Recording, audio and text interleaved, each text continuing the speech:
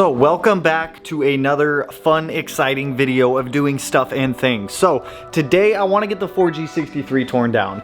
Clutch is going to come off. I'm going to get the cylinder head off. I want to start getting some engine build parts ordered for that. I'm selling a lot of the parts that the Evo came with, such as the Gonzevo. It's like a custom forward-facing stock flange, exhaust manifold, a whole bunch of stuff. I want to get the Brembo stripped.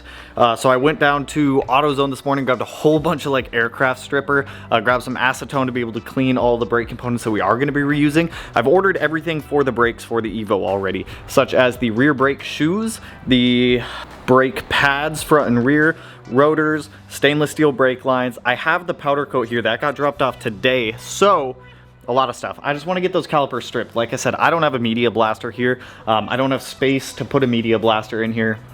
We're working on the shop space. Don't fret that one. But I want to get this going. So we're gonna start off by getting the calipers disassembled for the Evo. So we're gonna get the brake pads out, the brake pins, all that kind of stuff. We're gonna let all that soak in acetone to clean itself. And then we're gonna get some aircraft stripper put on these calipers, so that way we can start getting them cleaned and ready to go. But let me show you the color I got for these too, because I'm actually like a little excited. So this is the accent color we're gonna be doing on the Evo. This is called Octane Blue. Once it's like cured on whatever it is you're like powder coating, it turns into like that Ford Focus RS kind of blue. So I'm really excited to do the calipers those. These have just seen better days. These are so dingy and gross. So we're gonna get these chemical stripped. Look at that, it's already starting to peel right there. So we're gonna get these chemical stripped. I have a huge thing of aircraft like remover, small thing of acetone, couple things of super clean to be able to clean the engine bay in the Evo. Got some brake clean for when we tear this guy apart, and then shop towels because we have to like somewhat keep things clean in here. As for the STI update, because I am not putting the STI off, I promise, I'm still waiting on parts to come in for this thing. Some of them are out for delivery today, some of them are out for delivery tomorrow. And I still have to order a couple more sensors for this thing. Once we have all the sensors, we can go full steam ahead on wiring. I'm not gonna put the dash or anything back in up until we get everything at least like idling. I do have the other seat on the way. I did get the seat mount for this car, so it's getting there, just waiting on parts. So let's start things off by getting these calipers disassembled. We'll get the slide pins out. We'll get all of this like stripped completely. And then we'll go soak these things in some aircraft stripper to start getting all this like red powder coat off. Excuse me, 4G63, I need to kind of move you. Yep, just go, roll that way. Stop, stop, stop, stop. Oh, don't keep going. Jesus, don't do that. One rear and one rear. So, let's just start disassembling these. All of this can come out. Banjo bolts. I'm gonna have to run like some serious brake clean through these at some point too, but shouldn't be bad. So just like STI calipers, all of this should just like come off and disassemble. I should probably buy new bleeders for this, which, you know, I will tonight. Since we're rebuilding and redoing everything, might as well just do it the right way. I still can't believe someone sanded down the caliper. Why you do this? Well, I know why they did it, but it's kind of annoying. Just get your wheel fitment proper. Holy hell, these are like seized in there. Duralast pads? Who puts Duralast pads on an Evo? I'm not gonna worry about taking out the seals or anything like that right now. We can do that after they're stripped. But these things are nasty.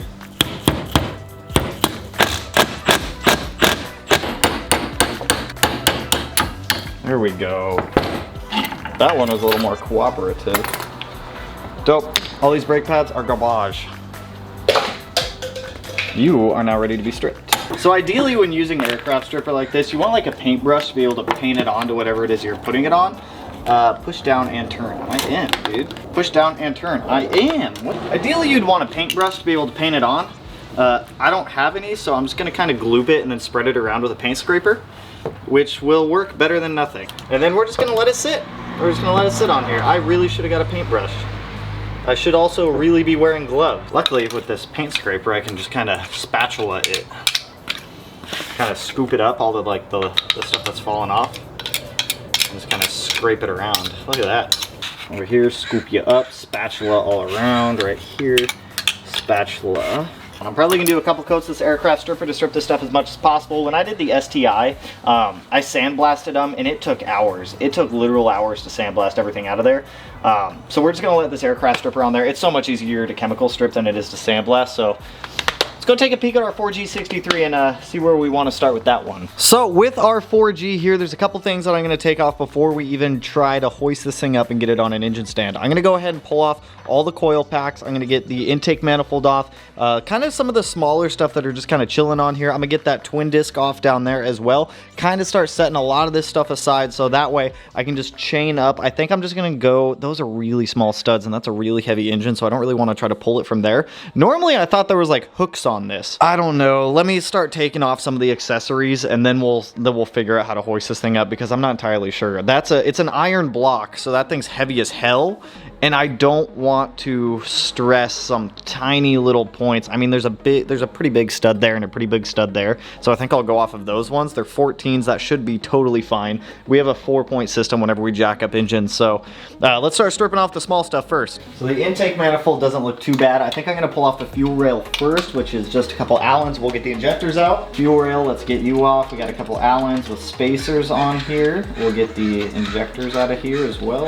Injectors literally just like pooped right out. I don't want those to fall, so can they just chill right there?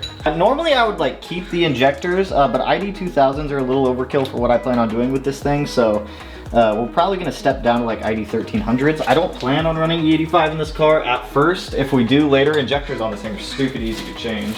Now for the fuel, or the intake manifolds. So there's a couple vacuum lines we're gonna pull off. I'm gonna take a couple photos of this also, just so that way I can put it back together later. I'm gonna try to pull as much weight off this thing as I can before hoisting it up, because this thing kind of stresses me out a little bit. It's not aluminum, it's heavy, which is what makes 4Gs so strong. Also, is because they're iron and not aluminum. Why do I have a 13?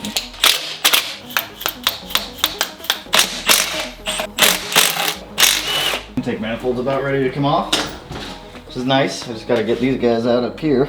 I need new valve cover bolts. Those look like they're fucked. I want to powder coat this intake manifold or get an aftermarket one. I don't know. I really want to build this thing like super cool and make cool Evo. I'm a cool Evo dude now. I do Subaru stuff. I do Volkswagen stuff. I do Evo stuff. I sit here and I take bolts out. Boop. There we go. Intake manifold. Oh, what was that? What is with this? Okay.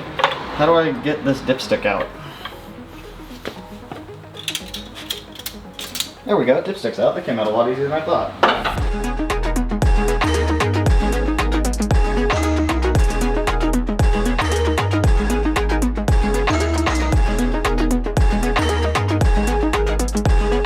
So realistically, I think we might have bent valves in this thing. Peeking down in there, that cylinder down there is at top dead center. Like it's all the way at the top of the stroke.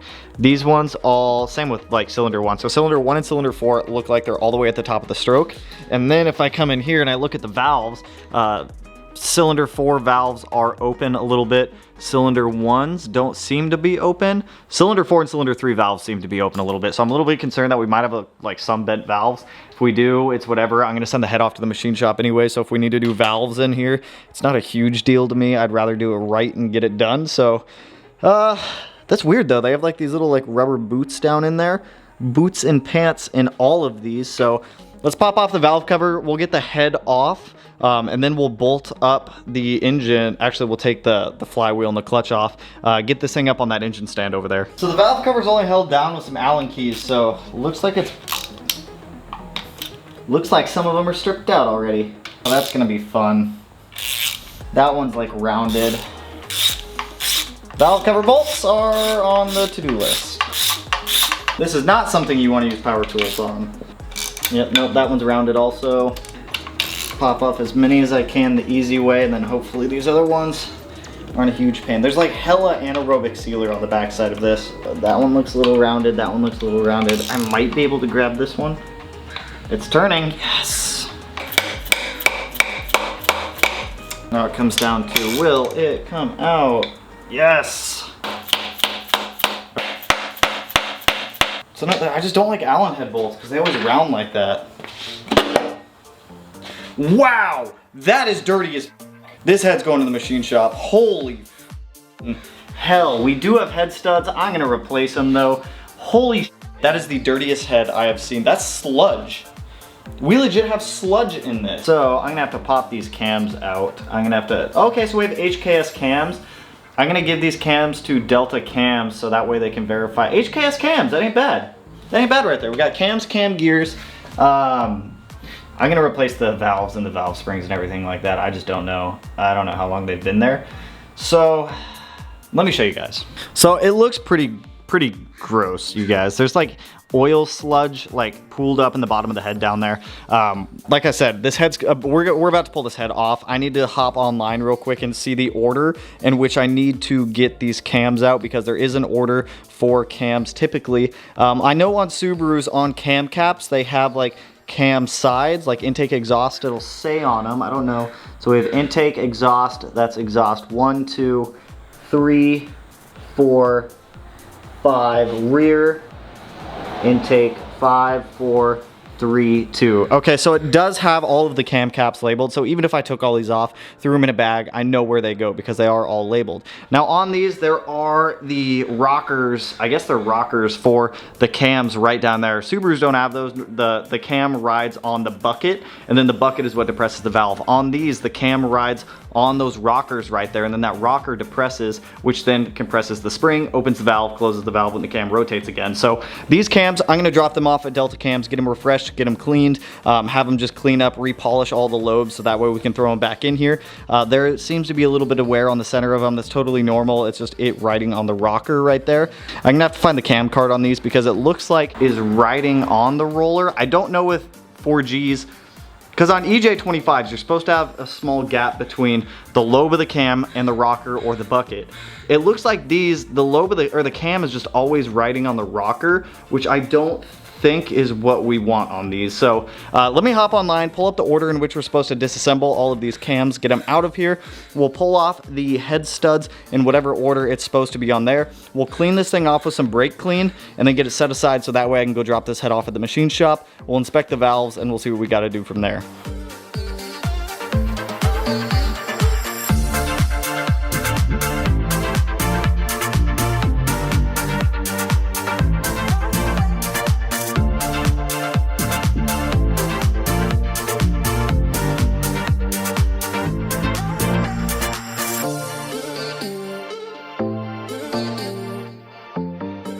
So before I go before I yeet the head off of this short block, I've got all the rockers over here. I don't know if it matters what order they go in. I did label them just in case. All the cam caps are already labeled, so I already know where all those go. I'm soaking all these bolts right now to try to get some of the crap off of them in acetone. The cams, I'll clean those up in a little bit. Before we go to yeet the head off of this thing and start cleaning it with some brake clean and some acetone, I'm going to start pulling all of the accessories off, like this water pump housing. I believe this is a water pipe. I don't know. It goes straight to the water pump.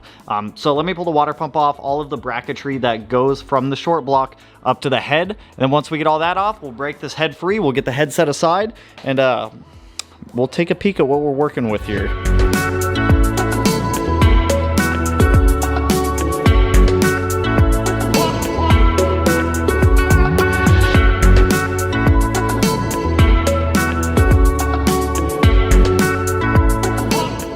So I've got the head sequence pulled up on how to get these off. So it looks like we're gonna start right in the middle right there at 1. Right below it, 2. 3 is this one. 4 is now this guy here. 5 is you. 6 is you. 7, 8, 9, and then 10 right here. And our head is free. So our head should be free and clear to come off. Oh yeah. Yep, there's our head. Oh. Oh, look at that. That right there is a 4G63, my friends. Got a head gasket right here I can take off. Let me just kind of pull that guy off. Our head gasket looks good, which is a good sign. No blown head gaskets. Dude, these should only be hand tight. Why are they so fucking tight? Ah, there we go. Look at that. It's like closed deck from the factory, man. That's wild. We still have some cross hatching in here too, which is nice. Some good cross hatching. Honestly, we may not even have to like machine this thing, man. Like that looks pretty freaking good. But you know, knowing me, I'm just gonna build it anyways. I'm just gonna do it. Because if I don't do it, I'll regret it later. I'll be like, Tanner, why the f didn't you just build this thing? Yeah, you noodle. And I'll be calling myself a noodle. It's weird too because I can put the crank in and then connect everything to that. I don't have to do like weird shit where I have to bolt the rods to the crank first. How do I get the pistons out of this? Do I just drop the crank out of the bottom? That is something that I will have to Google.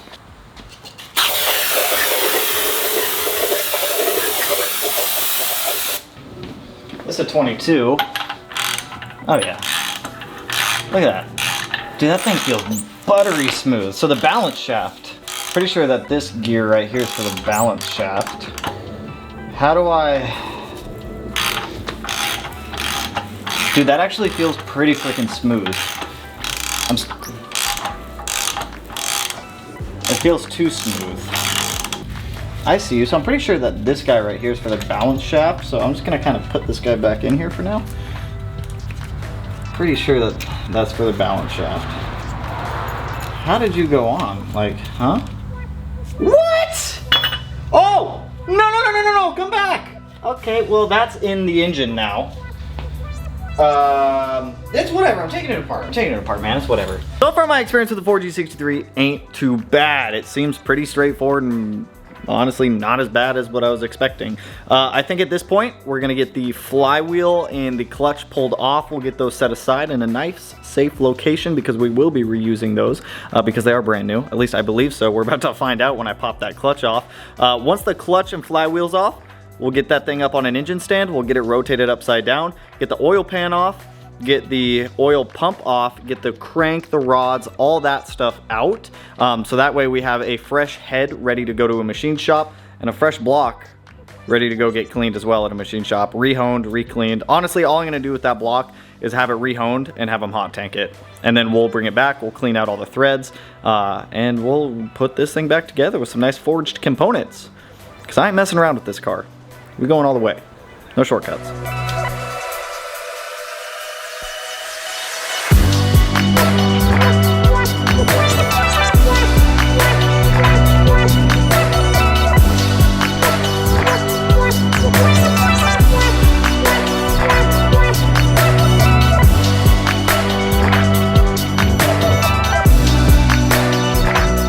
Took a quick break to clean up a lot of stuff. I pushed the STI back in a little bit because it started raining. I also tended to our Brimbos that we started putting all that aircraft stripper on earlier. I stripped it all off. A lot of the paint came off, but there's still a lot on there, so I need to, we're on round 2 of stripping the Brimbos again. I might just go out and buy a Media Blaster tonight, like a Harbor Freight tabletop one. I don't know yet, but we'll see. So I'll show you.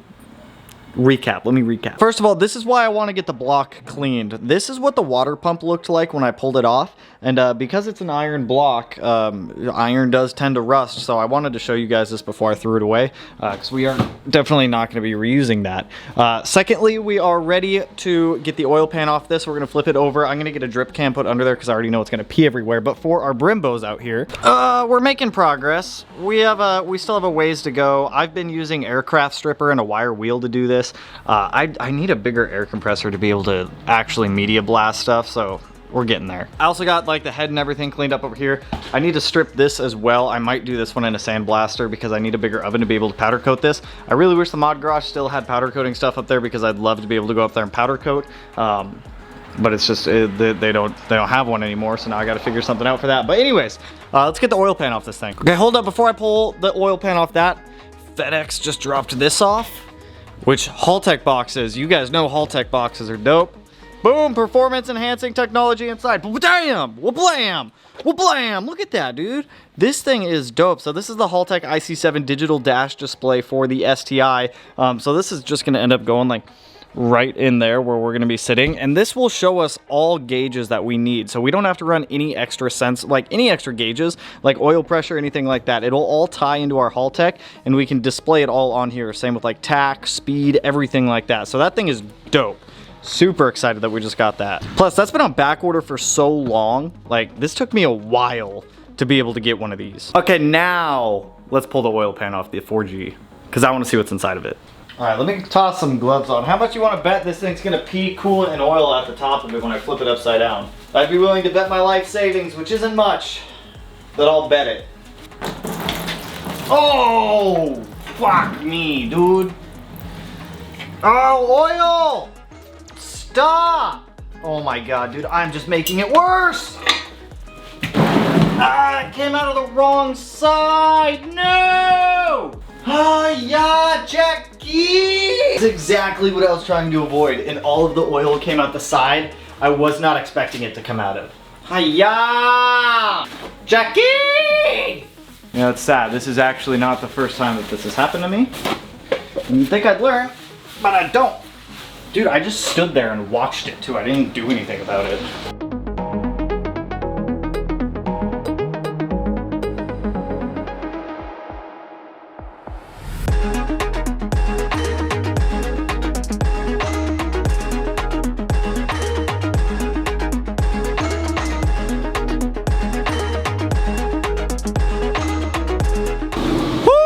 So I got the cars. It's wintertime, I can see my breath again. There's dirt on my face, always. So I got all the cars pushed in, started raining. I got the Brimbos worked on a little bit more. I need to keep chemical stripping them. It's gonna take a little while without having space to have a spot to be able to use a media blaster or have a larger compressor. I'm kind of strapped on the techniques that I have to use here, but hey, they are DIY garage techniques and they do work. It just takes a little longer. So between using a wire wheel and the aircraft stripper, the Brimbos are getting there. It's gonna take like 3 or 4 cycles of me doing this to be able to get them fully stripped and ready for powder coat. I'm not in a huge rush for that. The rebuild kit for these Brimbos are on back order. I want to say they were like gyroscope or something like that, gyroscopic. I'll link them down below if you guys are interested. It's the same kit for WRX STI. It's the same damn seal. It's the same seal kit. Anyways, with our 4G over here, so our big boy iron block, I need to put some paper towels down there or else it's gonna keep peeing oil all night. So this we're gonna disassemble in a different video.